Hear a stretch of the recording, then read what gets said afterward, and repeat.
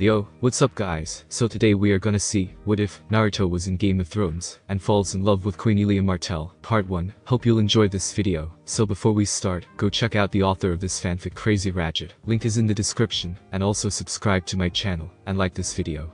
Let's begin the video. King's Landing. A city built on blood, tears, and poisoned lies. A city that had withstood not one, but two great wars, and still stood strong. The city that housed the great throne of iron. Forged from the swords of those who fell in battle. Lit by the flames of Worm King, and fashioned into a seat that all coveted, but few possessed the will to achieve. The city, on this day, would see the birth of a new emperor. Would witness the bloody beginning of a new regime, and would burn in the flames of a war soon to end in a victory so pyrrhic, many would call it madness. It was truly a sad day, when the reason for this madness was none other than the very king and his court. The man who sat on the Iron Throne had the responsibility to take care of the well-being of all the people in the Seven Kingdoms. From the lords to the common folk were his responsibility and his decree. In this way, the throne was almost sacred in its nature, and just like anything sacred, a lot of blood had been spilled over it over the centuries. But never had it been done in such a brutal and stomach-churning way. Everything the great Targaryens built amounted to this, just a worthless pile of piss and shit.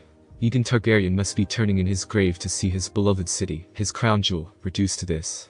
Distinct wailing of women and children could be heard across the city. It didn't take a master to realize that almost every woman in King's Landing was being forced into doing unspeakable things. Innocent children were being murdered right in front of their mothers, while they themselves were forcefully claimed to be taken by men, turned into beasts by the fuel of conquest. This was truly the sacking of King's Landing. And to think something this horrific occurred over a single woman. The great city was brought to its very knees over a damned woman. If the consequences weren't so dire, then the situation would have been comedic rather than tragic. Women who held no power in their totalitarian society brought almost a 300-old regime to its end. It was seemingly hilarious as long as you weren't on the receiving end of it. Some would say the beginning for this nightmare-given life was when Rhaegar Targaryen crowned Lyanna Stark Queen of Love and Beauty. While others would simply say it was because men like Rhaegar Targaryen and Robert Baratheon simply couldn't keep their dick in their pants. Whatever the reason was, it was the realm that suffered. Lacerated by the prongs of war. Stranded, and left to rot. It's true what they say. Women bring out both the best and the worst in men. And this was definitely the worst. Elia Martell, wife of Rhaegar Targaryen, cursed her husband to the high heavens with her very being. Thanks to him, she was forced to stay in the Red Keep by her own father-in-law, Aerys Targaryen. He gave the banal reason her confinement to the castle was all a byproduct of her pregnancy. But anyone with half a brain knew the real reason behind her seemingly innocuous imprisonment. It was done with the explicit purpose to prevent Dorne from rebelling against the king in the war, to gain their absolute loyalty. For someone who had the moniker of Mad King, he surely made a calculative and cold-blooded decision when it came to her family. After all, she was the only princess of Dorne. Her brothers would never risk the wrath of the Mad King, when she could be put into such mortal danger by their rebellious actions.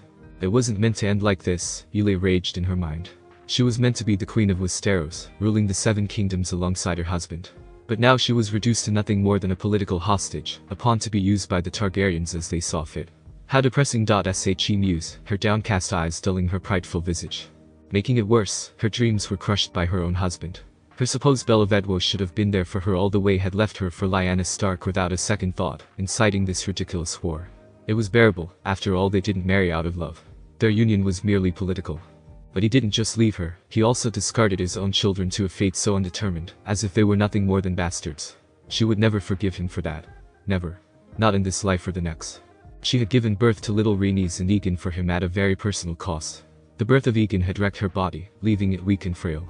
Grand Maester Pycelle diagnosed that she would never give birth again. The thought almost broke her heart. He said that if she ever got pregnant again, the fetus would kill her before it even came into this world. She was reduced to a weak woman not just mentally, but also physically. Just thinking about it made her jaw clench, and her eyes shimmer with unshed tears. She hated feeling weak. She had felt weak the day she was born, and that feeling had never truly gone away. She always lacked the strength to do even the simplest of tasks. Her brother said it was because she was born prematurely, nevertheless that only served to make her incrementally furious. Was all this worth it? Rhaegar, she couldn't help but ask herself. Her eardrums hurt as she listened to the furious, yet sharp clangs of clashing steel beneath the expansive halls of Red Keep. They were coming for her children, she knew that. Maybe to use them as hostages or to simply kill them. She couldn't allow either of those things to happen. Not even over her dead body. The footsteps drew closer, each thud raising the terror she felt incrementally. I have to keep Rhaenys safe, Elia thought frantically, steeling her resolve. She would be damned if she let anything happen to her baby girl. Get under the bed right now. Elia screamed, her desperation evident. Before her daughter could even mutter a word, she was shoved under the bed by her frantic and fearful mother. Elia rushed to the doors of her chambers, intending to close them as tight as possible. She feared the worst. If someone managed to get inside her chambers, if something were to happen to Rieger, his children and her would become even more of a target than before. She simply wouldn't allow that to happen. Just as she slammed the last bolt, the entire door shook violently. Half of the bolts which she had closed mere moments ago broke from their very hinges, like they were made of glass instead of thick dense metal. Elia refused to budge easily, giving everything she had in her tiny body, and she pushed back hard. "Please go away," Elia Martell pleaded to the heavens through strained breaths, hoping that the seven would hear her plea. But it was simply not meant to be. With a last forceful push, the door split into two, sending splinters of wood flying everywhere. The impact made Elia Martell lose her footing as she went flying. Some of the wooden splinters managed to pierce her abdomen and her arms, eliciting a pained scream. Tears started to stream down her eyes as blood began to stain her gown. She teared up in her agony. "Look what we have here." A mocking voice made his presence known. A man entered, wearing the armor donned by common infantry. He was portly and had a pale piggy face with scrutinizing eyes, radiating unchecked menace. "If it isn't the beautiful, helpless Princess of Dorne," he mocked, displaying his grotesque, yellowing teeth. Elia took a good look at the man and resisted her urge to vomit. He was staring at her with such unrestrained lust that it immediately made her feel dirty. She had heard about this man before, albeit in a third-hand manner from the tales shared by her handmaidens. This man was none other than Amory Lorch. She refused to show her fear and give this bastard any satisfaction. She would endure, like she had always done. But even she could not help but visibly shudder when a second figure slowly made his way into her chambers, ducking to make it possible for his gigantic frame to make it through. His every step seemed to shake the very earth. The man was huge, even by the standards of the tallest northerner she had ever seen, 8 feet of pure grit and muscle. To make matters even worse, the man wore armor as thick as a dragon's hide to cover the entirety of his being. He looked more akin to a giant than a man. Everyone in Westeros knew who this man was. The infamous mountain who rides. Sir Gregor Clegane. A man knighted by her very own husband. Even though he had raped and killed on his way to becoming a knight, he was an infamous, cruel and sadistic individual. No one dared to cross the path which he rode on. This man now strode towards Elia at a leisurely pace. His long steps make up for the differential in speed. She tried to back away from him, a whimper escaping her tightly sealed lips. But her feeble and injured body was simply incapable of putting up with such a strain. However, she held no illusions of getting away if she was uninjured. No matter what people thought of the mountain, one thing that didn't change was that the man knew how to hunt and fight. He practically lived for it. The giant Clegane lifted her off her feet like a ragdoll, pulling her roughly from the back of her neck. He closed the distance between their faces and gave her a long, dirty stare. His hands started to languorously roam under her gown, squeezing her upai in a rough gesture meant purely for his sadistic satisfaction. She felt his putrid breath over her neck and shivered in despair. Elia gave out a cry, proclaiming to the world her desperation and dismay. She didn't want to be taken by this beast. She could still feel the fear radiating from her child.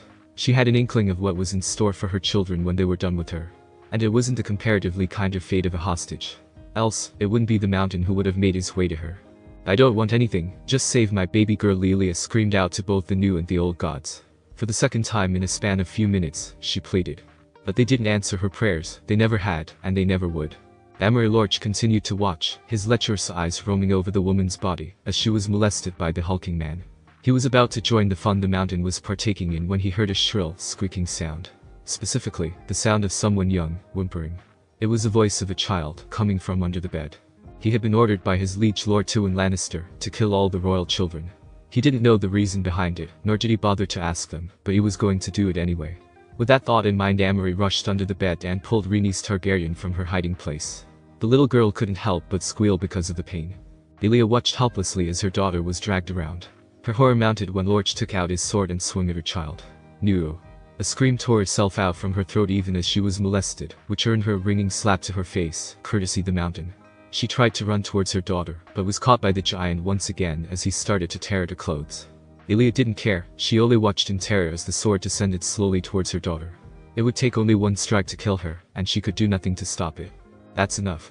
An authoritative voice echoed in the confines of Elia Martell's chambers, forcing both the mountain and Amory to stop in their tracks and face the guy who had the sheer gall to stop them.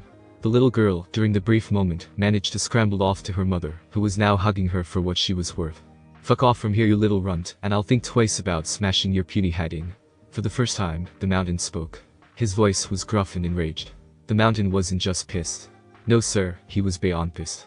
His fun time was interrupted by a man who looked no older than 20 named days. Elia looked towards the man who stopped her child from being stabbed, and she felt her hope plummet faster than a falling rock. He looked as if he should be at a player drama. He didn't have the bearing or build of a warrior at all. He looked flaky at best, with his bright blonde hair and thin and wiry body, which donned a baggy shirt and trousers. At first, she would have thought him to be a Lannister, but she quickly crushed that notion when she saw his bright azure blue eyes. That wasn't a Lannister trait, and no Lannister would ever try to save her. They hated her since the very day they were spurned over queenship by Aerys. Whoever the man was, he might have delayed the inevitable for the moment.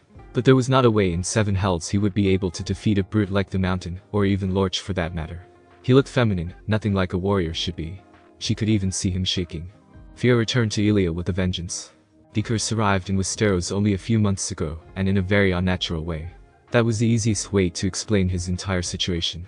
He woke up on the deck of a ship with no memories whatsoever. He didn't know who he was, what he did, nothing. He didn't even remember his own name. When the captain of the ship finally saw him awake, he told him that they found him in the Blackwater Bay in the middle of a maelstrom, one which almost managed to drown them. Then the man asked him his name and he immediately panicked. It was the most jarring moment of his life, and that was exacerbated by the fact that his loss of memories made it practically the first. After a few minutes of disbelief, both from the crew and captain, the captain was finally convinced that his claims were true when he realized that the young man didn't even know about Westeros or Essos, or any other continent for that matter. The captain was the one who was kind enough to give him his new name Vickers. According to the captain, it meant maelstrom in an ancient and forgotten tongue. The captain thought that it suited his personality and his unique situation, and he couldn't help but agree with him. His life was a mess. Since then, Vickers had decided to travel to every place known to man beneath the sky, so that he could hopefully find out who he was. Did he have a family? Did he have children? He had so many questions and he didn't have answers to a single one of them. He wanted to know his identity above everything. The first place he decided to visit was King's Landing, mostly because that was where the ship was heading. He didn't really have much of a choice, really. But according to the captain, if you can't find something in a flea bottom, you can't find it anywhere else. With that goal in mind, he finally landed at King's Landing after a month of grueling and back-breaking sailing, and for a moment, it was almost worth it. It was a bustling place with trade and commerce everywhere. You could find almost anything in this place, from whorehouses to top-rate restaurants. But the stench of piss and shit made enjoyment almost impossible. It also didn't help that he could sense deep-seated unease, fear, anger and borderline almost every other negative emotion under the sun from the entire city. He didn't know how, but he could just feel it. He was able to feel the pain people felt, the cravings of lust, the restlessness of anger and everything else. It almost made him want to hurl. He had already walked into the middle of the city when he saw a large fortress on the top of a hill. He started making his way towards it because of his inherent curiosity, and he hoped someone would remember him if he continued roaming the city. It was a naive wish, but he was desperate. As soon as he reached the Red Keep, everything went to hell. He saw people killing each other like it was the natural thing to do. When he looked down the hill, it almost broke his heart. He saw the entire city on fire, mere minutes after he had gotten out of it. What more, he was brought down to his knees when a literal wave of negative emotions slammed into him, ranging from desperation, helplessness and a plethora of others. He wanted to vomit right there and then, though he somehow managed to keep his meal down. He rushed towards the keep. It was the safest place in King's Landing right now. It was a fortress, and by virtue of being one, could not be penetrated easily. By God's grace, he somehow managed to sneak himself inside the fortress without alerting the guards. It might have been because of the utter chaos in the keep right now, but it felt as if he had done this before. It felt as if he was born and brought up to sneak into places where no one could reach. It felt as if he was born to live in the shadows. This was the first time he had felt such a sense of familiarity. He didn't know whether he should cherish it or fear it. He managed to hide himself in a large and ornately decorated room within minutes, when he saw 2 strangers had managed to break in just like him. One of the men was a portly guy and the other, a hulking 8-foot behemoth of pure muscle. Vickers gulped and his eyes grew white as saucers. What the hell did they feed that guy? He watched with trepidation as the giant sycophant molested the woman, while the other person was just watching the entire thing with a crazed smile filled with lust and malice. Vickers was filled with disgust and hate when he finally managed to figure out the things these 2 monsters were about to do to the defenseless woman. He didn't need to sense their emotions to know the atrocities they were about to commit. He went apoplectic when he saw the portly man made his way under the bed and pulled a small child out, and then was shameless enough to bring his sword in a striking pose to slice the child up. There was only so much Vickers could take. He screamed out, "That's enough," at the top of his voice as he bolted out of his hiding place. He might not know his name, but he knew one thing beyond a shadow of doubt, that he would never be able to sleep at night if he let this continue. "Fuck off from here, you little runt, and I'll think twice about smashing your puny head in." Vickers heard the giant speak for the first time. He directed a look towards the woman and child, just to see whether they were fine or not. The woman looked a little roughed up, a bruise forming on her cheek from the earlier slap. But what startled him more was just how frail and delicate she looked right now. Perhaps she was ill. Then he turned his gaze towards the little girl. She was shaking like a leaf, and was hugging her mother for all she was worth. He shook in anger.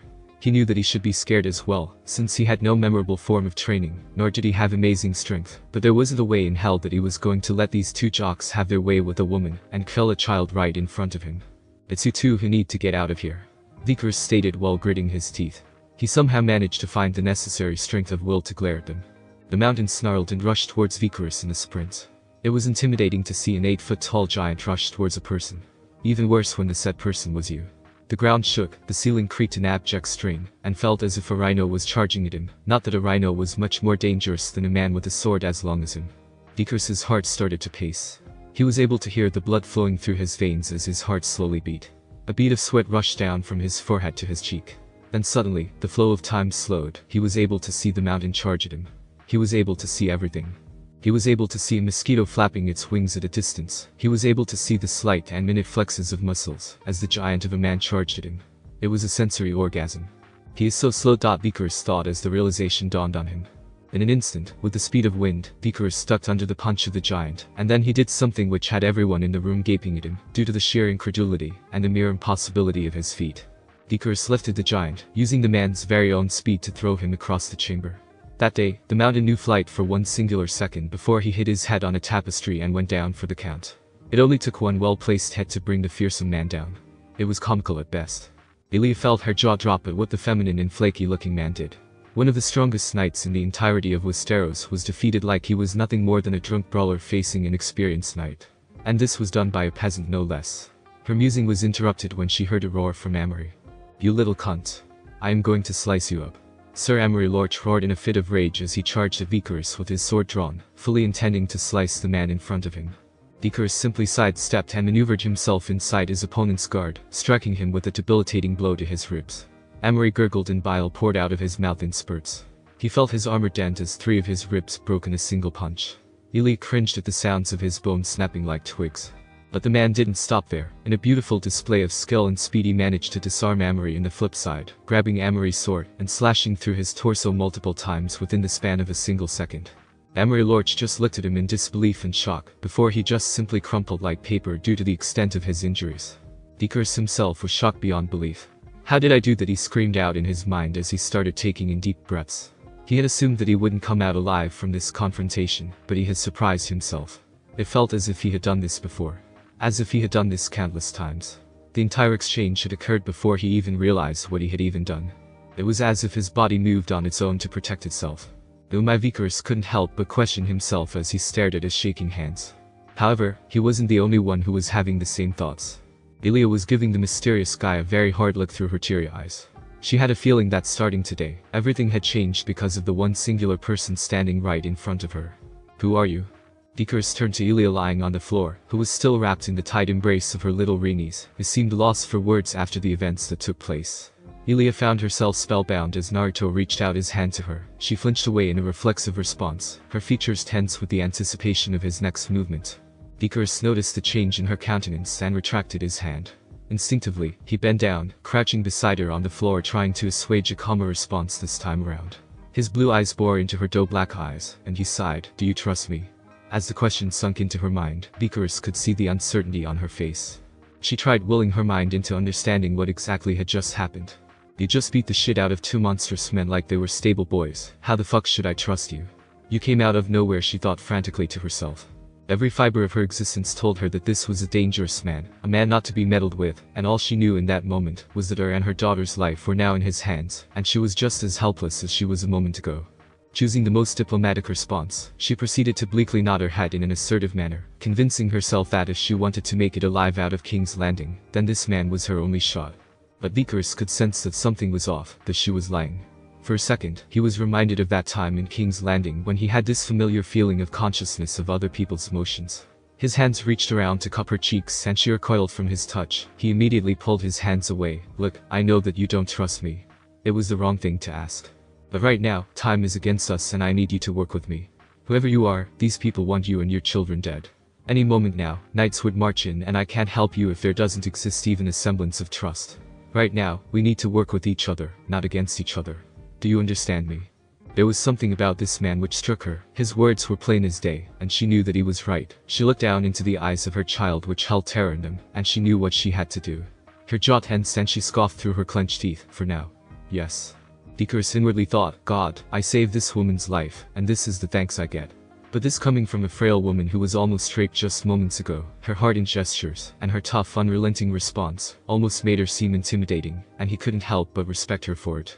His trail of thought was interrupted when he faintly felt the presence of company. Closing his eyes, he willed himself to concentrate, and he could now hear the march of footsteps and the shrill vibrations from unsheathing of swords. His features tensed and he alarmed Elia. In exactly 4 minutes 32 seconds, 19 knights will march through that door. He looked at the direction of the entry and added, well, what's left of the door? Do you have another exit? Elia was stupefied for a second because of the precision in the mysterious man's findings, but she managed to get out of her stupor rather quick, since if this blonde man was right, then they had no time to waste. No, there isn't. If there was one I would have already left this place. Icarus frowned and started tapping the surrounding walls with his fist. It doesn't make sense. A castle like this must have several escape routes. Just then Icarus trapped behind a wall, and it made a very distinct sound. A sound which is only made by hollow structures. Bingo. Icarus thought victoriously. He roamed his hands randomly across various bricks of that particular wall like a man possessed. Elia was watching him with a raised eyebrow, and was wondering whether the man had lost it finally, when suddenly one of the hands of her savior pressed a brick like a button, and a murky tunnel was revealed. The said man looked at her with a smug expression, while she was still trying to process what just happened. She just couldn't fathom that there was an escape route here all this time, and she was still stuck here, but on hindsight, she should have known that a place which held the queen must have had a secret getaway. This tunnel must have been created during the time of the Aegon Targaryen's rule, the very first king who conquered all of the 7 realms. Hurry. We don't have much time. Icarus hissed to get her attention. Elia moved before he could even complete her sentence. She got up like a bullet and scooped Rhaenys under her arms, and hurried towards the shady pathway. Icarus was momentarily surprised due to her sudden movement, especially for an injured and frail-looking woman. However, he immediately followed her in a sprint after closing the secret gate right behind him. Ellis shielded her face from the cobwebs and insects that had made their home in the dusty tunnel. Clutching little Rhaenys in her arms, she ran for all that she had left in her body. Icarus was a quick step behind her, lending a keen ear to hear for any approaching trouble. They shuffled through the narrow pathway of the barely lit tunnel, when Elia finally questioned, "Do you think this tunnel will lead us outside of King's Landing?" Icarus inhaled sharply, almost like he was sniffing, and replied, "The other side of the tunnel lacks the distinct smell of King's Landing. I could never forget that repulsive odor of shit and piss that disgusting place emanates. I'm pretty sure wherever this tunnel is headed, it's far away from King's Landing. He can smell it. What kind of a man is he? Is he some sort of an animal?" Elia thought incredulously as she doubted this man's sanity and hers as well for following the ravings of this madman. Just as they advanced deeper into the tunnel, Elia could feel the exertion of running, and her bleeding wounds caught up to her exhausted state of mind. She stumbled upon the floor battling her consciousness, as she fell onto her knees beside Rhaenys, who exclaimed in shock, "Mummy, get up." As her tiny arms wrapped around her mother's figure, who now lay unconscious on the floor, trying to carry her weight forward. But before she could do anything, she found that her mother had been lifted onto the back of a strange blonde guy that had saved them from the bad men earlier.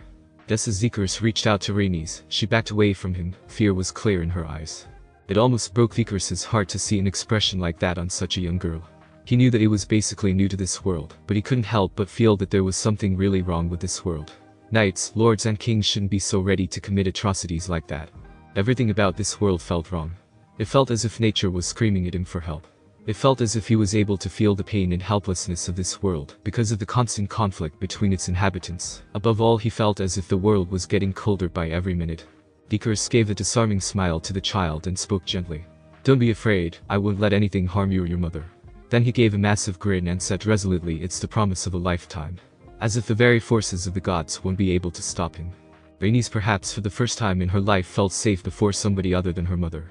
She rushed towards the crouched strangers and wrapped her arms around the crook of his neck. The corner of his lips tugged upwards in a slight smile at this sweet gesture.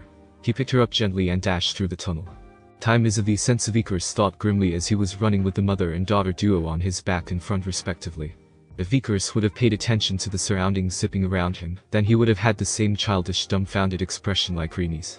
Since little Rhaenys was watching as the strange blonde man was running at speeds which even the fastest horses in Essos couldn't possibly match.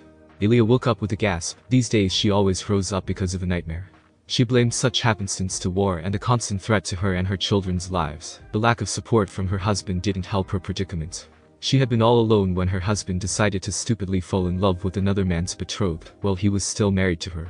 Just thinking about it made her heart ache, not because she loved Rieger, it was because while doing this, he had spat on her and her various sacrifices to him right in front of the entirety of Westeros during the Harrenhal tourney.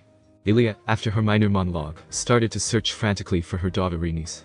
She was all she had left now. Her son Egan was taken by Varys to Essos, and she was sure that the eunuch had many plans for the baby boy, and she wouldn't be seeing him for a while if the eunuch had his way. She noticed that she was in a dainty little inn, which had a small bed and some basic facilities like a toilet and mirror, probably rented by her mysterious savior. She didn't know what to think about him. The man had literally sprang out of nowhere, and now she feared that she might have just exchanged one prison for another. Before her thoughts could have taken a turn for the worse, she heard sounds of laughter, essentially the laughter of her Rhaenys. It had been ages since she had heard the laughs of her little girl. Rhaegar never took time for Rhaenys, and like her even her little girl had been lonely for a long time. Elia rushed out of the door, and she saw Rhaenys was in the arms of the very same blonde man, and both of them were laughing. Elia waited a minute before she cleared her throat to gain the attention of her daughter and her blonde savior. "Mommy!" Rhaenys cried and ran towards her mother to give her a hug. Elia gave a small smile to Rhaenys. "Go and stay in my room, and don't open the door to anyone except me." Rhaenys just bobbed her head and immediately headed to her mother's room. Viserys just smiled at the scene, and after Rhaenys left he said, "You have a very beautiful daughter. She will do you proud one day." Elia just gave a curt nod and replied, "We need to talk." Viserys knew it was coming, and the only thing he could do was just to give a sigh. "I think we can talk in my room," Viserys said while pointing towards his room. Elia didn't waste a moment and followed him hastily. Clearly, she was getting impatient for some answers. And God knows she deserved them, after the things which she saw her mysterious savior do right in front of her. After getting settled in, Elia decided to not waste a single moment, since even now she was unsure whether she was going to make it out alive or not. "Why did you save me?" Viserys just gave a light frown at the unexpected question, and couldn't help but reply honestly, "I don't need a reason to save a woman from getting raped and a child from getting butchered right in front of her mother." Elia was a little taken aback by the unexpected answer. Since her stay in King's Landing, she had lost every such notion of help due to kindness. She couldn't help but feel a little ashamed. However, her trust in the man increased a little. Because he didn't save her for some other agenda other than his conscience. Men like that were rare in Westeros. "How did you find me, and how did you manage to get inside the Red Keep?" Elia asked, since she was honestly curious. It was one of the most safeguarded places in the entirety of Seven Kingdoms. Elia was watching the man like a hawk, scanning his face for any change in his features, so that she could somehow make some sense of this man. And what she saw almost made her blush. The blonde man made a pouting face unknowingly, as if he was trying to think too hard. He looked like a cute puppy, and again she was hit by a wave of guilt to let the young man go through such hard questioning, when just some time ago he had risked his life to save hers from a fate even worse than death. "I wasn't trying to find you, I was hiding and was hoping that no one would find me. The only reason I chose Red Keep to hide was because, like you, I thought it would be well protected, but after managing to get in so easily I should have known. There were barely any guards to stop me." Viserys replied with a straight face.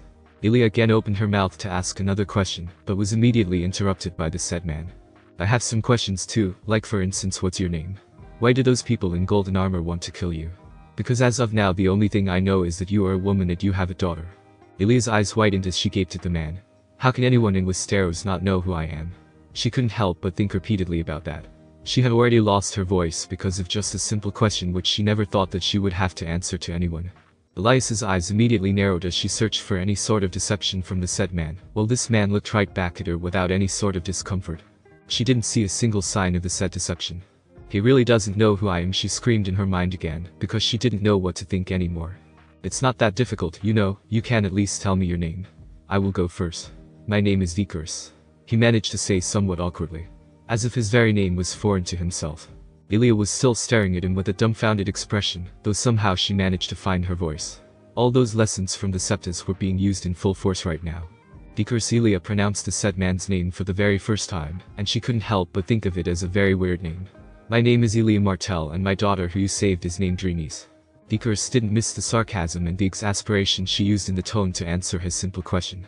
He couldn't help but question her further. "You speak as if I am supposed to know who you are."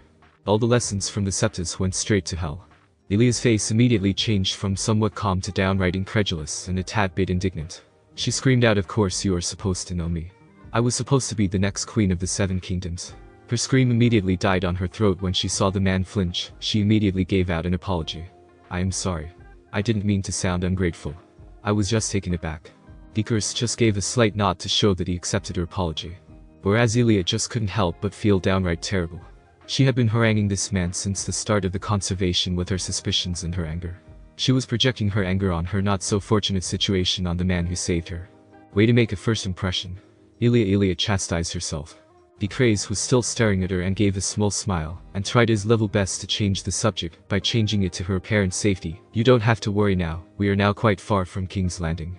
I believe we are now at an inn in Starfall. That should keep us safe from the knights who were chasing you, since now we are quite far in the south. Elia was surprised. She didn't think that she would make this far so quickly. Just how long was she out? Just how long has it been since I passed out?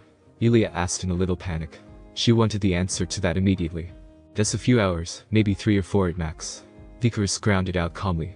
Elia made a gobsmacked face, and then her eyes narrowed like slits due to her anger. Did this man take her for a fool? No one could make that far in such time constraints. Even with the fastest horses in Dorne, and this man didn't even own a single horse, at least she didn't see one. This was simply not possible. Was he mocking her? Do you take me for a fool? Do you really want me to believe that you were able to carry both me and my daughter from King's Landing to Starfall in a few hours, and without the help of any form of transportation? Elia spoke with the entire authority of a queen, with her teeth bared and her face taut. Icarus now knew why she could have been chosen as the queen of the 7 kingdoms. If Icarus was a normal man, he would have done anything to escape this woman's eye right about now.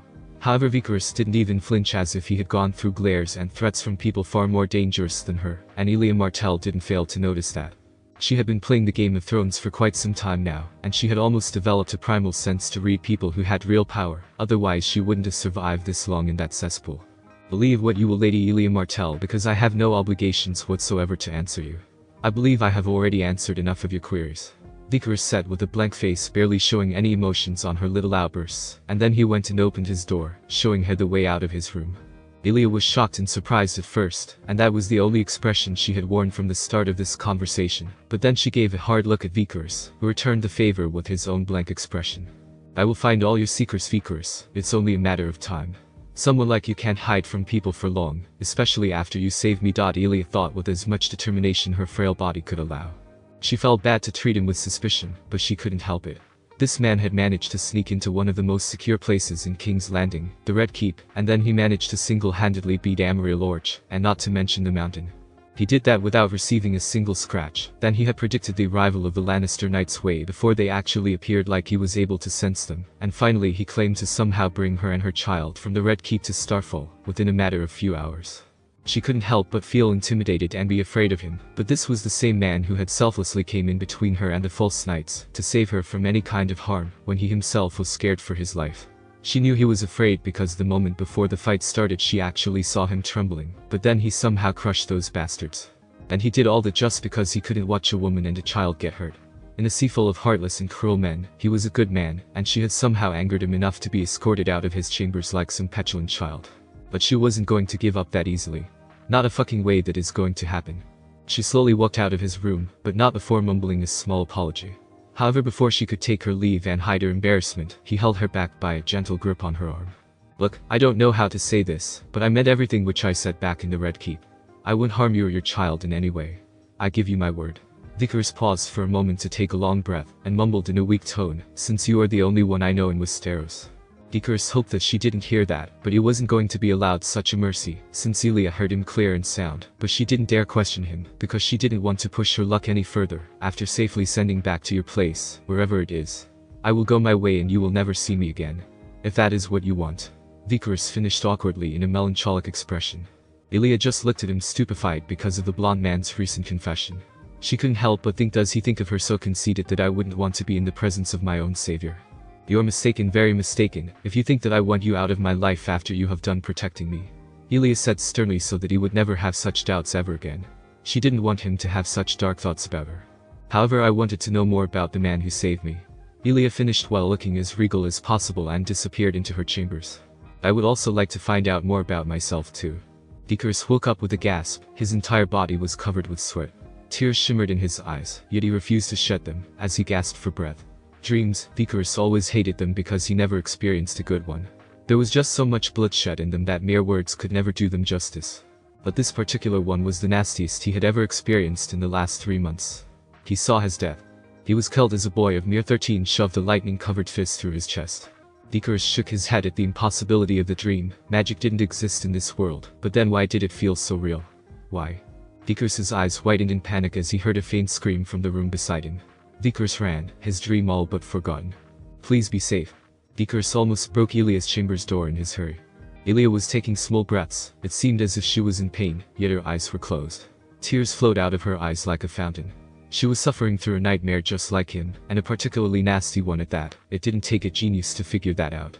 Elia's scream had woken Rhaenys up from her slumber. It appeared Rhaenys was still sleepy because she was still rubbing her eyes unaware of her mother's predicament. Icarus gently tapped Elia on her shoulders. However, she refused to wake up from her nightmare. Elia, wake up, it's nothing but a nightmare. Icarus light slapped her cheeks. Elia woke up with a cry and looked around and started sobbing gently as she curled herself, refusing to interact with anyone. Icarus held her gently and did his level best to comfort her, but this was a gray area for him. He had never dealt with problems like this.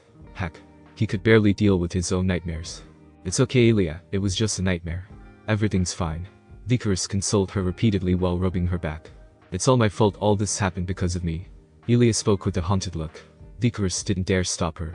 This bloody war happened because I couldn't satisfy my husband. It happened because I wasn't enough. Elia continued while she gave a hollow chuckle. When I first married Rhaegar, I knew there was no love between us.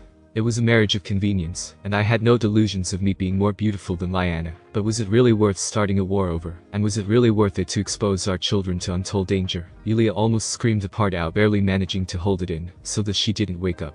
I am kind of out of the loop here. Icarus thought desperately. What happened to Elia? Whatever it is, you can talk to me. I might not be able to offer any form of comfort, but I can listen, maybe that would help. Icarus spoke with sincerity. He really wanted to help her because at present she was the only person in the world who knew even a little about him, and he didn't want her to lose herself to her grief. Elia was a little taken aback by this, and living in King's Landing for so long made her arouse suspicions immediately. Her mind was trying to figure out any kind of nefarious purpose behind this. But she wasn't able to find even one, and she desperately needed to unload her troubles immediately. In King's Landing she had no one, she wasn't even able to trust her own husband, but there was an unknown person who had given her so much more than any other person other than her family had done, and had asked nothing in return. Why does he care so much? Elia thought before she told him everything. Icarus listened to her well into the early morning as she unloaded her troubles to him piece by piece. She never shared much about herself, most probably due to her still being wary of him, but she told him enough. She told him about her home in Sunspear, living in Dorne and then coming to King's Landing after her marriage to Rhaegar, the crown prince, and then things went south. She managed to tell him about the Harrenhal tourney where her husband crowned Lyanna Stark as the Queen of Love and Beauty, instead of her, which led to the said woman's kidnapping by Rhaegar and then the rebellion by Robert Baratheon for his betrothed, Lyanna Stark. Icarus didn't know what to think. The entire reason for the war could be summarized in a few sentences, as the two kingly men simply couldn't keep it in their pants. For some reason, this made Icarus very angry. It felt as if he knew war better than he gave himself credit for, and that scared him more than he would admit. He just couldn't fathom just how many women and children were killed because of the whims of two men. Just how many Elias were there right now in the Seven Kingdoms? Westeros needed stability badly at that, otherwise it was going towards an economic and social collapse. I still can't believe he shamed me like that in front of the entire tourney. Elia raged with all of her Dornish spitfire, waking Icarus from his musing. Icarus gave a little smile on seeing her angry, since it was better than her being woefully depressed. Elia saw that smile and blushed due to her embarrassment. However, she managed to collect herself and said, I am sorry that you had to listen to all this. Her blush dimmed a little, and she felt oddly relieved after talking away all her problems. Don't worry, I like talking with you. Icarus replied with the same genial smile. We hardly talked, I was the only one who was speaking. Elia shot back with a snort and continued talking, involving at least two people speaking to each other, which we weren't partaking in. She finished sternly. Icarus was amused after watching one of many little tirades she made during the entire night. She had a look of mock rage on her face. Her raven hair was bouncing from one side to other, accelerating the effect of rage, but not deterring her beauty. He was really amused until she turned her face, and her look of rage was replaced by a fierce determination. Icarus gulped and waited for the impending explosion. Icarus, where are you from? What do you do for a living? What do you want from your life? Elia asked rapidly with a desperation which Icarus thought she wasn't even capable of. Elia stared into her savior's mesmerizing azure blue eyes, hoping beyond anything that the man before her would reveal something, especially after she shared so much of herself. Icarus's face went taut as she stared into him while biting her lower lips. At this moment Icarus wanted more than anything to talk about himself. But he couldn't. He never felt more pitiful. He was a man with no goal, no ambitions, no dreams, no family and no identity. Vickers somehow managed to keep the superfluous emotion from showing his face, because if he had entertained them, he might have broken right then and there. He refused to portray himself as a weak man. "It is as if I am used to pain." Instead, Vickers gave a wide grin which lit the entirety of his face and replied, "I am a sailor, just started my profession, still a newbie. I am actually from Essos but came to King's Landing to try my luck." He paused for a minute, trying to think of very hard dreams. People like us are not really allowed to have them. Dreams are the staple of nobles, which often leads them to their ruin. Vickers finished, somehow managing his grin while keeping his own sadness at bay. He hated lying, especially to the only person who knew him at present, since he was pretty sure that the people he traveled with to King's Landing were probably dead already. Surprisingly, he didn't care for them, just that thought made him want to puke. What kind of a man he was before he lost his memory. Why was he so used to death and destruction? He desperately wanted to find out. In fact, that was the only goal in his life right now. The goal which made it possible for him to wake up every morning, instead of just killing himself or just quietly passing on to the stranger. Some people lived for their work, some for their family. However, for the last few months he had only been living to find answers. But now, he was afraid to receive his answers. What if he was a monster who murdered people for fun? Since it seemed that he was extremely good when it came to the art of killing. "I think you should leave my room right about now. You wouldn't want to be part of some scandalous rumors, would you?" Elia asked with a teasing smile. It took a moment for Vickers to process her statement, but when he did process it, he blushed from head to toe on her insinuation. Clearly, he wasn't used to this sort of exchange of words. He rushed out of her room as fast as a stag, while Elia laughed melodiously behind him. However, the moment Vickers tailed out of her room, Elia's expression turned somber, tears gathered in her eyes. However, she refused to shed them. She was stronger than this. She repeated her house's words repeatedly, unbowed, unbent, and unbroken. She tried hard, but in the end she was overwhelmed by her emotions. Her tears freely flowed from her eyes like pearls. She just couldn't believe that the man who she shared so much with just hours ago would lie to her face. But she couldn't help but also find amusement in the fact that the blonde might be the worst liar in Westeros. Who did he think he was trying to fool with that fake smile of his? He might not have given her the truth now, but eventually she was going to find everything about him anyways, Elia Martell promised herself. His constant hedging from his life had only fanned the fire in her to learn more about her savior. Elia Martell, if anything, she was persistent, and she rarely gave up on anything. Their little game was going to end sooner or later. Elia woke up late in the morning, releasing all the internal emotional turmoil she had felt for years had left her exhausted. She still couldn't believe that she had opened herself to a complete and utter stranger. A man who she had met only a scant few hours earlier, granted him and saved both her and her daughter's life from a fate worse than death, but still she had never trusted a man this much, this quickly in her life. For all reason, Vickers truly was a knight in shining armor for her. He had that image imprinted on her brain the moment he came gallantly to her rescue. She still shuddered whenever she closed her eyes, as she always saw the expressions of pure lust and battle rage on the faces of the Mountain and Amory Lorch. Elia slowly brought both of her hands and hugged herself to give herself some much-needed warmth and comfort. The pain from that incident was not going to go anytime soon. And she was sure the nightmares had just begun. "Still not as warm as his hands when he comforted me," Elia thought abashedly before she quickly discarded that thought from her mind. She didn't have the time to entertain such ludicrous fantasies. There were still things about Vickers she didn't know, and what she did know just didn't fit into any puzzle. And that somehow always managed to put her on edge. Not because she was worried that he would betray her, since she was already way past that. Even a blind man could see that he was worried for her and her daughter's health, and that already put him in a much better place than Rhaegar, her own husband. It was because sometimes during her previous conversation with her, he acted as if he was a man without a purpose or a solid goal, and that scared her more than she could admit. She had been living in King's Landing for the past few years, and there she had learned that everyone had ambitions and sure goals which they would achieve by any means possible, no matter how ruthless or brutal they had to become. "What happened to you, Vickers? Why are you so sad all the time?" Elia took a deep breath. Now was not the time to worry about a total stranger. There were still important things needed to be done. She had to get Egan, her baby boy, back. Just the thought of her recently born child made tears shimmer in her eyes. She had given him to the spider so that he could take him out of the King's Landing. It was no longer safe for the little babe to stay in a place as perverted as the capital. He would have been a target for every noble and peasant who either wanted to kill him or use him for their own agendas. So knowing the danger that a baby as young as Egan would be in traveling, she had stolen her heart and allowed Varys to smuggle her baby, thinking no matter what happened to her, at least one of her children would be safe. However, now she and Rhaenys were relatively safe, but there was no news about Egan. She held no delusions that Varys will be giving back her boy without a fight. That spider must have already made all sorts of plans and games around her little Egan. Just the thought made her grit her teeth, but what other choice did she have? She was desperate. "Elia, can I come in?" She heard Vicaris from behind the door along with light knocking. Elia thanked Vicaris again in her mind for not allowing her thoughts to turn dark. She owed so much to the man, more than he even realized. Red Keep King's Landing. The serene presence of the castle placed on a bed of rock, as sturdy as the brave men that once resided in it, had been brought down by the cruelty inflicted upon it. The stone walls of the castle, a symbol of strength and power in itself, stood there in ruins. Its walls are dirtied by treachery of their own, by the bloodshed of those that remained loyal to the Targaryens. The red velvet carpets that were once walked upon by men whose conquests can only be looked upon as legends were now deeply stained with blood. The Iron Throne built by Aegon the Conqueror was now polishing the arse of a Kingslayer, Jaime Lannister. Shielded by golden metal worthy of a king, Tywin Lannister walked through the corridor of what remained of the Red Keep, followed by his loyal bannermen of Bannerford, Crackahell, Westerlings, and other great houses of Westerland. His mind drifted for a moment towards the suffering that he'd barely spread a glance towards while walking through the streets of the King's Landing. He convinced himself that the suffering he inflicted upon the residents of King's Landing was for the sake of his family, for his kingdom, for the Lannisters. Tywin reached the foot of the familiar doors that shielded the root of all the chaos, the Iron Throne.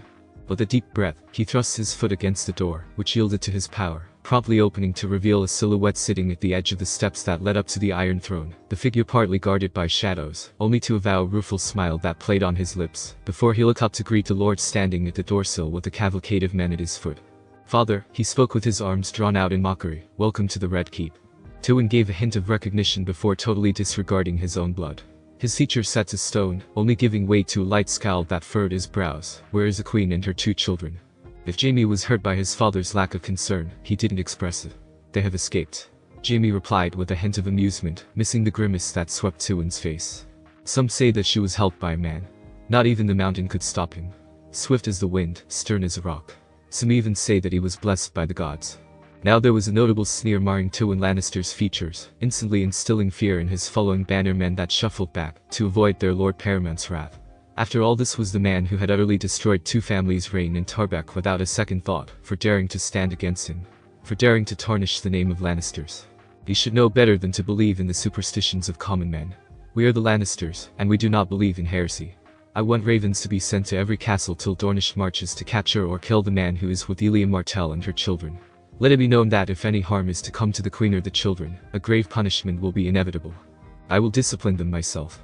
Tywin looks back at Lord Benford, scowling a little as he speaks. "Why are you still here? I have issued a command. Do not become a fool and disappoint me." Scene break. The dispersed neighbors of the 2 horses and the clacking of hooves could be heard in the muddy roads, being trodden by the travelers.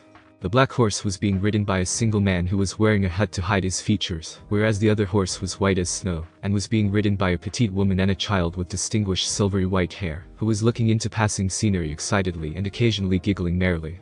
Elia shifted in her horse and tried to glance at the man riding beside her. However, the only thing she saw behind his hood was inky blackness. She huffed and looked at the other side. She was confused when Vicaris had asked her to get ready immediately to venture forth to Sunspear, her home. She had thought that they would be staying another day to get back in health, but apparently that was not the case. Considering they had already crossed the Dornish marches and were now at Starfall, where Lannisters and Baratheons had no influence, they could have afforded to have adequate rest. Then after a few minutes, when she came out of the inn, she saw it. There were 2 horses, one black as onyx, while the other was white as snow. They had long necks and a narrow but beautiful head which was riddled by mane-like hair. Just one look at them and she knew what breed they were. They were sand steeds. Horses born and raised in the rough weather of Dorne, said to be capable of running whole day and night and still not getting tired. They were like war horses which could carry the weight of a fully armored knight. However, for people who were at run, they were perfect. Now, if only Elia could figure out how he managed to procure them. She didn't want to question him because she knew she was already on thin ground with Vicaris, because of repeatedly asking questions about his past. He acted tighter and stiffer than a septa when it came to his past. Didn't he realize that only made her all the more curious? Silence permeated between them.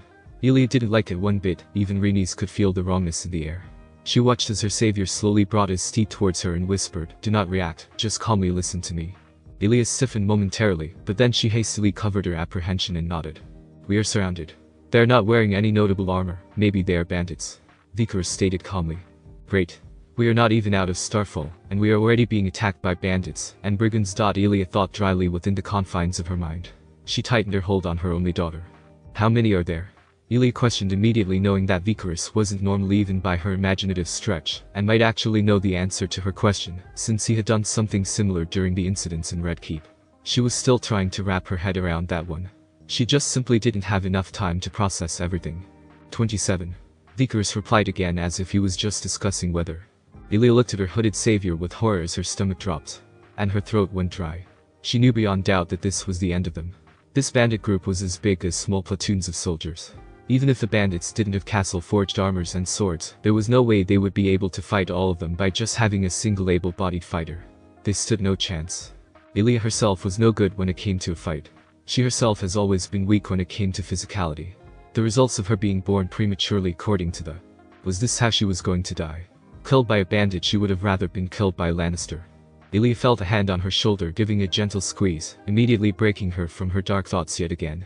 She turned backwards and saw the hard face of Vickers staring at her. Do not worry. Vickers set out each word as if they were directly coming from the mouth of the very seven.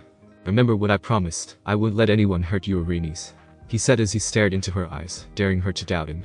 Elia realized for the first time that Vickers had the bluest eyes she had ever seen, bluer than even a Baratheon. It was as if they stared into her very soul.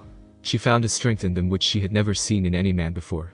For the first time in her life, Elia Martell felt herself self-conscious. She could feel the blood pumping to her cheeks, making it look flushed.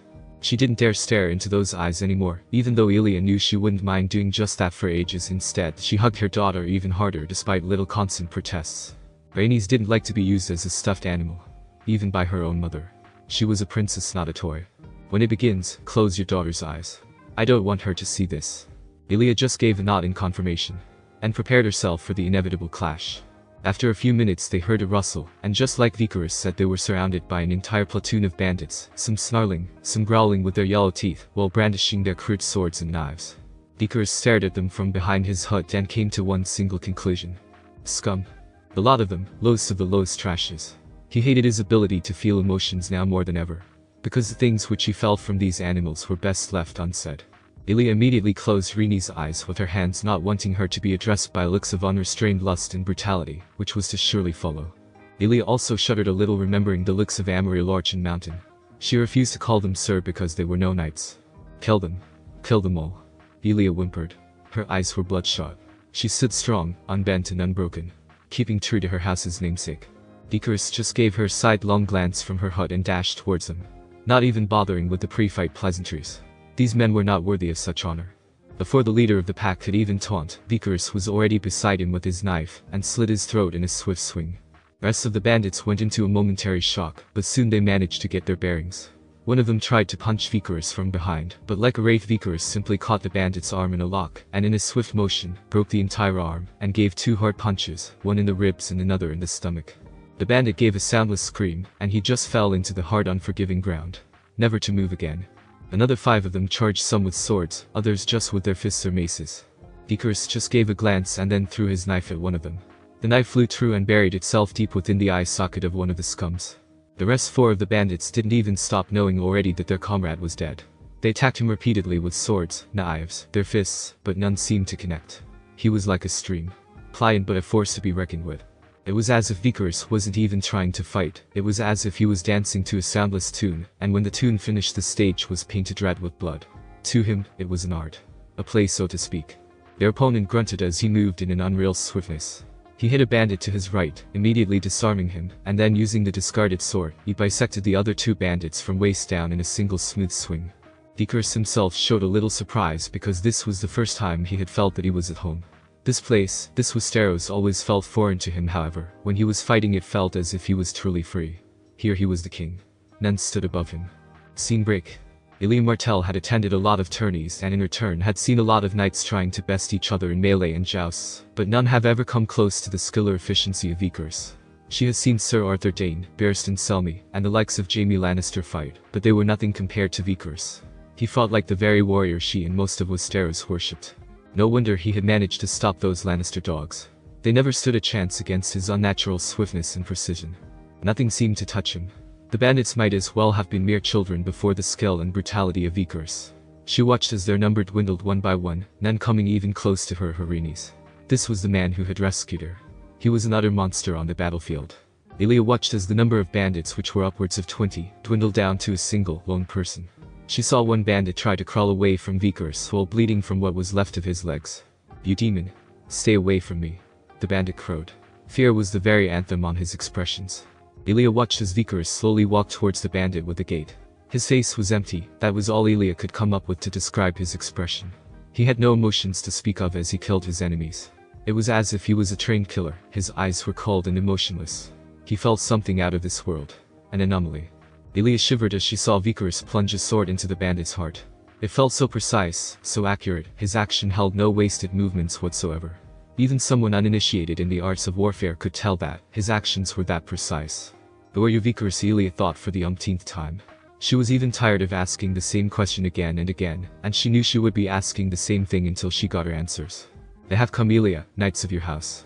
Vickers replied dryly, but if anyone would have looked closer they would have seen an undercurrent of disappointment. Elia didn't even have a moment to think when suddenly they were encircled by the armored men wearing sigils of her house. The sun pierced by a spear. The sigil of the House of Martell. The Lord Paramounts of Dorne. Elia's eyes finally teared up in relief when she saw her brother, Oberyn Martell, amongst the knights of her house who had come for her. She had stayed strong for so long, not allowing herself to cry, but now she was among family, now she was truly safe, and that thought immediately made her tear up. Mounting off the horse, Oberyn swiftly reaches out for her, wrapping her snugly in a warm embrace, almost sweeping her off her feet. He holds her for a long moment, before releasing her with a tender expression in his eyes. "I'm so glad to see you unharmed, sister. When we received the tidings from King's Landing, we assumed the worst. I'd already set out for war with Robert Baratheon, but with the whispers of a royal-blooded woman in Starfall, I decided to visit here first, and I am glad that I did." Oberyn's eyes wandered towards a bundle which held the leg of her sister tightly. He smiled when he saw the little girl tugging the gown of her mother. He knew exactly who the little girl was. He scooped Rhaenys and twirled her in midair. Oberyn's face lit up in a smile when he heard little Rhaenys giggle. It was the sweetest thing he had ever heard. "So, this is our princess," Oberyn boasted, still refusing to let Rhaenys down. Oberyn immediately went slack when he finally saw a man wearing a cloak, in the middle of a bunch of dead bodies, while the man still had his blade drawn. Oberyn gaped when he saw the number of dead bandits which surrounded the man. Did this man really kill all of them? What was his sister doing with a man like that? Such questions plagued Oberyn's mind. He immediately turned Rhaenys away from the sight. A child had no place in a battlefield like this. "You must be the savior of my dear sister," Oberyn greeted with some exuberance and steel. "Do you mind removing your cloak so that we can introduce each other face to face?" Vickers slowly removed his cloak, showing his facial features to Oberyn and the rest of his men. Elia saw Oberyn give a sigh of contentment. She herself took in his features closely, and for the first time she realized that Vickers was handsome. He was in fact beyond handsome. He didn't have overly burly muscles like most of the knights. He had high cheekbones with beautiful azure blue eyes. His spiky hair came down in two bangs from the side of his forehead. Elia wondered why she had never noticed it before. Elia then turned towards her brother and felt her eye twitch in anger and embarrassment. Her brother was ogling Vickers without any restraint. She knew her brother was a bisexual, but this was going too far. She saw Vickers fidget uncomfortably under her brother's stare, and she made her decision immediately and decked her brother on his head rather hard, and gave him a look that warned, "Don't you dare start it here." She didn't want Vickers to think that her family was full of perverts. Her behavior towards him still required a lot to be desired. She didn't want to fuck this up even further lest Vickers grew tired and left her. The thought of Vickers leaving her didn't sit well with Elia. It just felt wrong. She had never experienced such a profound sense of doom from a mere thought of something so insignificant happening. For her own sanity she didn't dare to think more. Oberyn gave out a sigh unknown of his sister's thoughts. "We should go to Starfall immediately. Danes will host us for a few days, but after that we must make haste." Numerous nods resonated amongst Oberyn's knights. They had been traveling relentlessly from Dorne, stopping only for food and other necessities along the way. Drained of energy, the knights were yearning for some hearty food and a decent night's worth of sleep. Vickers observed silently, before making a move to quietly slip away from the crowd. He felt his responsibility fulfilled seeing as she was now safe with her family. Elia takes notice of his demeanor, and a passing moment of panic could be seen marring her features. Vickers only looked at her oddly before she rushed to his side and gripped his wrist tightly with her slender fingers, as if she were holding on to dear life, before tugging her alongside her, whispering back as she did, "Come with me to the Starfall Castle." Starfall Castle, Dorne. Vickers entered the castle first with Elia. Since his wrist was still under the grips of Elia's palm, she refused to let go, even after his repeated assurances that he was, in fact, following right behind her. She tugged his arm, and never let him be more than an arm's length away. Having crossed the gates of the castle, Elia finally exhaled a breath of relief. She took a deep breath and looked at Vickers before realizing that she still held his wrist within her palm. She loosened her grip before offering him a weak smile. Vickers managed to respond with an awkward smile of his own, before grabbing his sore wrist and rubbing it lightly. For a petite woman, she sure has a grip on her, he thought to himself. It took about an hour for their entire party to make it into the castle and settle. Rooms were assigned, and a fest was served with honey roasted pork, soup, bread and some delicious vegetables and fruits. Even after all this, there was no merriment to be had. Because after Auburn had exchanged some niceties with their hostess Shardane, she had deemed to drop some startling news about the Battle of Trident. Prince Rhaegar Targaryen lost his life against Robert Baratheon. That news didn't come as a surprise to Elia Vickers, since there was no way that Tywin would have attacked King's Landing until he was assured of the death of Rhaegar Targaryen. Sadly, that was not the end of the tragedy. After the sacking of King's Landing, it came to attention that Sir Arthur Dayne and the rest of the Kingsguard had lost their lives to Ned Stark and his men while guarding Lyanna Stark at the Tower of Joy on the orders of Rhaegar Targaryen. Vickers didn't particularly care for any of them, but he came to one single obvious conclusion, that these mentioned people were supposedly important, because through the entire explanation, there were resounding gasps and mutterings amongst the gathered ladies and knights. Vickers frowned a little when he saw Shara speaking of the various tidings across Westeros. She had a beautiful doll-like smile, which like a doll, was also lifeless. A smile that was never reflected in her eyes. Her eyes looked like a stony shade of violet, cold and devoid of life. Vickers imagined her eyes having once lit up like vibrant petunias. There was an unspoken tension in the atmosphere. Vickers could tell that things were only about to get worse. Anyway, it's not my problem. I'll be out of here by tomorrow morning. She thought. Stars had already lit up the night sky. They were like little lanterns that bejeweled the cloak of darkness, which gave hope to lost travelers. It was as if they were saying that everything was going to be okay, that there was hope, no matter how dark the cosmos may seem. Ashara couldn't help but let out a deranged chuckle on her particular line of thought, because she hadn't received any of that hope.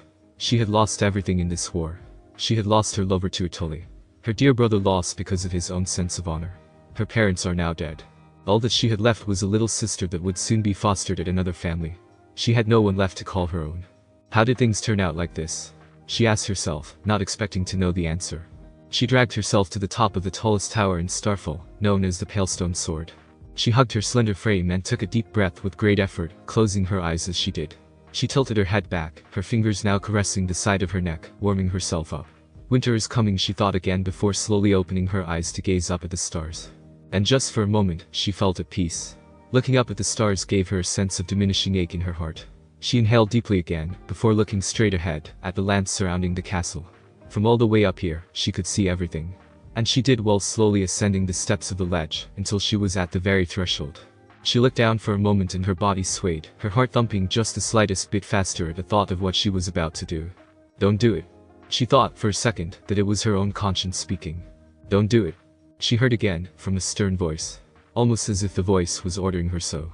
She turned, startled, and looked in the direction of where the voice resounded from. There stood a silhouette, propped up against the wall, arms crossed while heeding her with watchful eyes. Vickers. She recognized me. She had heard a lot about the man during the feast. The tales were so embellished that she found it hard to even relate to the person. It also didn't help that she had not even spoken a single word with him. His eyes bore into her, taking her in her entirety. Almost as if she was being put on a pedestal and being judged. She decided that she didn't like this feeling. Vickers tried to convince himself repeatedly that he had nothing to do with this. That this woman's woes weren't his to share. But then in the middle of the night, he heard her getting out of her chamber and moving up to the tower. He knew what was going to happen. And he realized that there wasn't a way in hell that he could turn a blind eye to this. He would never forgive himself. I guess I'm not a heartless man, after all. Vickers said to himself as if it was a curse. As she turned to face him, he noticed her, perhaps for the very first time.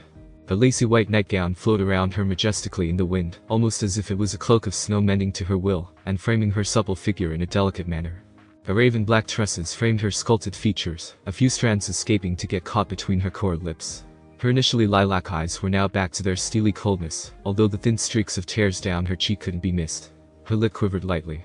Whether it was from the cold, or from having shed tears, Vickers couldn't decide. Her pale, starlit skin seemed to shine on its own. The only color being the blood rushing to her cheeks to give a peachy tint. Even in a state of distress and despair, she was a vision to behold. Vickers saw this clearly as she stood hugging her frame in the cold breeze that flew around her. Such was her beauty, worthy of writing songs over. Ashara glared at him. Don't come any closer, or else I'll jump. She stuttered, but the hint of steel didn't go amiss by Vickers. He couldn't help but sigh. This isn't going to solve anything. He donned a melancholic expression before continuing. I know what you are thinking, how you feel. You think you have lost everything, that you have nothing to live for. You feel as if the world has betrayed you, but you know deep down that you're broke. Ashara gritted her teeth and snapped at him. For the very first time that day she didn't act within the boundaries of a noble lady. She snarled, baring her teeth. You know nothing about me. You certainly know nothing about my brother. He wasn't killed in a fair battle, he was stabbed in the back. By cowards. I have lost everything worth losing. Someone like you would never understand. How could you? Vickers just glared back at her, and snapped back in response, if you're going to jump, I'll jump with you. Ashara burst into a chuckle which soon became a howling laughter. Ha, you men are all the same. You promise your woman the world, and instead of fulfilling that promise, you just snatch away hers. She finished mocking, sneering, marrying her face. Now here's a man who wants to die with me. This time, it was Vickers who gave a dry chuckle. You're assuming that I'm going to let you die. Even if you jump, I'm going to jump with you to make sure that you're not going to get hurt. Because you're not the only one who has lost everything. Ashara just snorted in disbelief. This man was acting impossible. No one knows this, but Vickers is not my real name. Out of sheer curiosity and reflex, she immediately asked, what is your name then? I do not know. Pardon? Ashara asked in disbelief. Was she mocking her? I don't know. As in, I don't remember anymore. I don't remember who I was. Heck, I don't even know what I am. I don't know what kind of a life I used to lead 3 months ago. It's almost like I never existed until then. In fact, I don't even know if I exist right now. Even though you have lost everything, you still know what your place is in the world. Even a commoner knows what he is born as. He may be a farmer, a blacksmith, a bastard, but he still knows who he is. And that is a luxury which was taken from me. He huffed out in one long breath. He takes a moment to breathe deeply, closing his eyes for a moment longer, to get his thoughts in place. Ashara didn't dare to look away from him. She was still trying to process everything he had just claimed. When Elia had talked to her about her companion, Elia was quite perplexed, because she just couldn't figure him out. Now she understood why. Elia couldn't figure out who this man was, because he didn't know himself. He was just as clueless about himself as Elia was. His world was truly cruel. He had no identity of his own. He had no place in this world. The second you decide to kill yourself, you are letting your entire family die. Because there is only you who truly knows them. Without you, their memories, their victories, their legacies, their love for you perish. And if a total failure amnesiac like myself can live his life despite having lost every semblance of his existence, then someone like you, beautiful, kind, and influential, could surely hold on to your life. After all, you're not a total failure like me. Ashara, for a minute, just stood there on top of the ledge, wordless and still before bursting into tears. All her memories with her parents, brothers, and friends hit her like a siren, waking her from her melancholy. What has she done? And started repeating again and again, I'm sorry, I'm so sorry. She wasn't apologizing to Vickers. She was asking for forgiveness from her loved ones because she was about to commit something that she couldn't ever have recovered from. She was going to give the greatest insult she could have given to her deceased loved ones. That was unacceptable. She felt shame for even having thought of taking the easy way out by ending her life. In a blur of having people important to her having lost their lives, she hadn't realized how precious her own was. How much her life still meant. Vickers held out his hand to her and urged, come on now, give me your hand slowly. Everything's fine now, you're fine. He cooed. He let out a sigh of relief when he finally saw the still breathtaking woman reaching out to him with her hand. But then they looked at each other, wide-eyed because the woman that Vickers had tried so hard to convince not to commit suicide had just slipped. It was as if time slowed down for both of them. Is this the end? Ashara asked herself. She felt herself slipping away to the darkness that she no longer wanted to be a part of. As she fell, she looked up in panic, before noticing another figure following her downward journey. He jumped, she thought to herself just as his arms reached out to her and wrapped her lithe figure snugly against his chest. She looked up at him in disbelief while he maneuvered her on top of him, as if he was positioning himself to brace the impact. Her heart dropped to her stomach, and in a passing moment, she saw all of the moments in her life that she had cherished and realized exactly why she didn't want to die. It made her actions all the more deplorable. The nostalgia soon became guilt and regret while she closed her eyes shut, bracing herself for the impending thrust of water to knock the air out of her lungs, only for it to be filled by a sudden rush of water, silencing her forever. Instead, a moment later, she found herself hung in the arms of Vickers, smack against his sculpted figure standing on water. She didn't question him, however. That was for another time. Instead, she just lunged in his arms and wrapped her own tightly around his neck, holding on to him for dear life. Vickers offered a reassuring smile and softly whispered into her ear, let's get you home. She smiled. It had been quite a long time since she had considered Starfall as her home, but tonight it felt like one. She was going to commit suicide, but because of the actions of a single man she had her home back. Sometimes life is beautiful in such a way. Ashara snuggled into his neck further and convinced herself that the only reason she had done this was because of the cold. Just because it was cold. Thanks for watching my video, and make sure to check out the author of this fanfic. Link is in the description. See you next time. Till then, sayonara.